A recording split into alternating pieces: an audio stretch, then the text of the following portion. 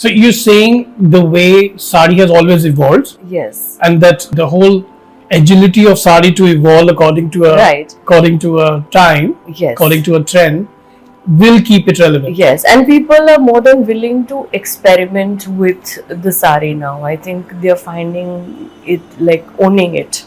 Okay. Yeah. So what are the new ways you have researched? What are the new methods by which sari is being So adopted by? there was this trend where you had this matchy looks, right? So Okay. you cut the fabric out of the same yardage and then make a blouse Correct. out of it, and then all like coordinated look. And now we're just breaking the norm. So through the research also, I asked people, what is it? Why do you wear a sari?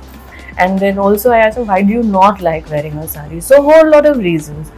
The so-called communication, so sari wearing heels. I said, okay, don't wear heels if that makes you uncomfortable. So it's not the sari, it's a heels that is causing you the trouble, right? Okay. Or you're wearing sari is very sheer, and I said, don't wear those textiles. There are other options, right? Then don't get a good tailor to the make blouse. the blouse. But now there are so many ready-to-wear options, and you could style it with just about any other top or jacket or a bustier or even like a corset, just about anything, right? A shirt for that matter. Okay. All right. So, Dr. Vaibhavi, my channel is about fashion as business, right? So, please tell me, how can somebody get into a sari business? What is the future of getting into this business, and maybe what are the methods of getting in? Right. So, like any business, you need to understand the target market you want to approach and find a gap in that. So, what is your forte and what is it that you want to address? So, if you are a print designer, you want to create prints, and then you look for print options and what are the trends around it, and then you look whether you're going to go with the traditional methods of printing or you'd use the contemporary digital versions. So, that's the niche you're going to find yourself. If you're going to work with a certain category which addresses evening wear, party wear, that kind of crowd, then that's the niche. If you're looking at a very quirky, kitschy kind of a look, that's what you look at. If you're looking at conscious luxury, then that's what we do as a label, right? So while sari is something that we do very, very consciously, but one understands that maybe one's not wearing a sari 365 days. So how do you Correct. make sure that the traditional textile reaches contemporary wardrobes Huh. across the world? Yeah. So you create fusion looks which are using similar textile palette and sensibility which fits into the contemporary lifestyle, and then use those textiles. So And when you say fusion looks with sari, yeah. so are you saying a different kind of sari, the way you drape it, or you're introducing new categories? So the sari is a yardage, right? Correct. Technically, it's woven in 2 dimension, on like a handloom sari is woven in 2 dimension on the loom, and then when it's on the body, it becomes 3 dimension. So that's where the magic is. So even if 3 people wear the same sari, they will own it. They will Correct. be doing like the way they will put it around their body Okay. is their own thing, and that's what gives a sense of individuality. Okay. In this world where this clonism that's happening, everyone ends up looking similar. So Correct. the sari gives you that. But again, when I say we do saris with a fusion look, so we don't do like a sari blouse in like a sari. So we give you styling tips in terms of how do you coordinate with other pieces in our collection or from the person's wardrobe itself. Okay. That brings in more versatility.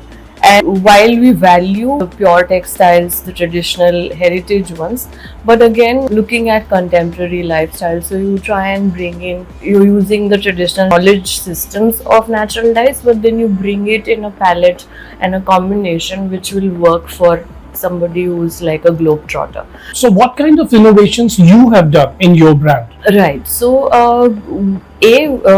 as consciously we worked with woven design only and very bare minimum embellishments with in terms of embroidery or print. So that's something that we've decided. Tomorrow I don't know, but as of now this is what we are like celebrating, the weave, the surface that is created once the fabric is off the loom.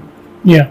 Right. So as you said that just like any other business now, where you need to create a product and you need to educate the Yes. customer Yes. that how you can use it, the utility part, and how you can style it. The similar thing Sure. would be applied to sari Yes. business also. Absolutely. And bringing in an understanding about your process. I think authenticity is what, even in today's age of social media, authentic content will find its way and resonate with people and help you move further. Got that. Yeah. And also, how do we create a supply chain for sari business? Like that. Right. Yeah. So, depending on the category you choose to, so either you're working with the handloom sector or you're working with powerloom sector, either you're working with embroidery artisans or you're working with digital print. So, whatever your combination of tools or techniques that you're going to use, you need to understand that each of the processes involved in your product development will need certain timelines and alignment of what happens first, what happens later. So as an entrepreneur, you need to be very sure in terms of where this is all coming in and how you're putting it all together, and plan your calendar accordingly. Okay. So again, through my research, when I say Indian fashion system, so I'm sure just for the benefit of the viewers, is that all of us refer to trend forecast Correct.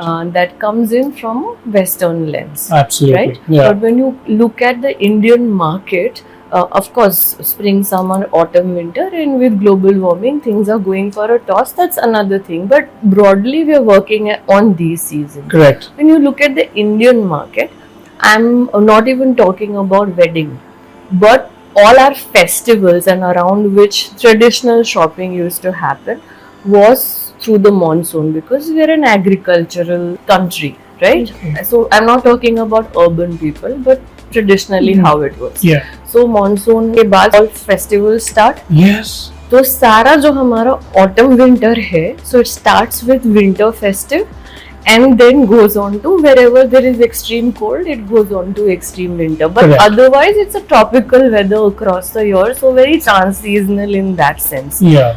right? So you can still make do with a lot of layering and things. So if you take a trend forecast and apply it and contextualize it Yeah. to your local intelligence or what buying behaviors people have.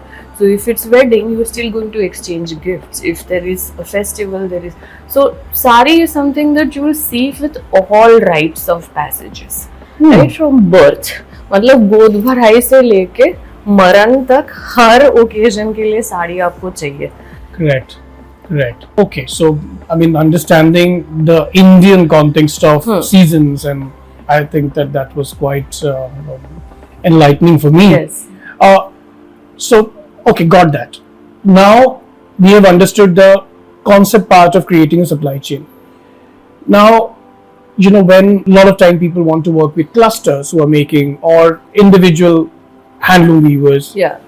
where do we find contacts of all these? So, you'll have to make the effort. So, we might be in the digital age, but unless there's a trust factor that you build in with the communities, that you're going to give them continuous supply of orders, understand the processes, that when there is extreme humidity, weaving नहीं हो. तो वो cycle समझना पड़ेगा. Okay, right? okay. And for them, it's their community. So if there's a wedding in the family, they will not work, no matter how much money you're giving. Okay. So understanding of all these things, building a relationship of trust and dignity. I think anyone who's working on a certain skill level, if there is a dignity involved along with fair Correct. remuneration and recognition for the skill, I think that's what matters. So if somebody is willing to work with artisans, they need to build that. It's not like a regular, you go to a wholesaler, buy a fabric and do that. Again, if that's your business model where you're a reseller, you're just buying things off whatever stock they've made, you're curating that and you're selling. If that's your business model, then that's fine. It's a very transactional relationship. Got But that. if you're working on co-creating, developing new things, and you're spending more time, like, so I might be living in a city, but there are several months in a year where I am in the village sweating it out, living with them in their space, right? So Okay. that's important.